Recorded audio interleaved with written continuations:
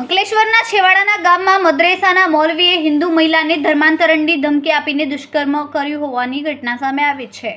પાનોલી પોલીસે આરોપી મૌલવીની ધરપકડ કરીને કાયદેસરની કાર્યવાહી હાથ ધરી છે. અંકલેશ્વરના છેવાડે અને સુરત જિલ્લાને અડીને આવેલ એક ગામમાં રહેતી હિન્દુ મહિલાનો પરિચય તેની અન્ય બહેનપણી થકી મુલાકાત બાદ મૌલવી અઝવદ બેમાતના જોડે થયો હતો.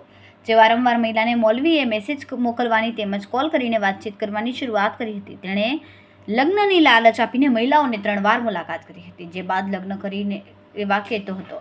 દરમિયાન ગત 9મી નવેમ્બરના રોજ મદ્રેસા ખાતે આવેલ ઘેર બોલાવીને તેને પાણી પીવડાવ્યું હતું, જે બાદ મહિલા અર્ધબેભાન જેવી થઈ જતા તેની મરજી વિરુદ્ધ 2 વખત દુષ્કર્મ કર્યું હતું.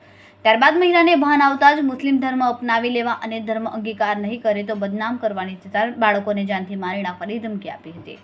ઘટના બાદ મહિલાએ મૌલવી સાથે પાનોલી પોલીસ સ્ટેશનમાં ફરિયાદ નોંધાવી હતી. પોલીસે આરોપી મૌલવીની ધરપકડ કરી હતી.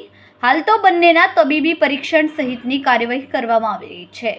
Reporter Dharmendra Prasad, news for India, Bharuch.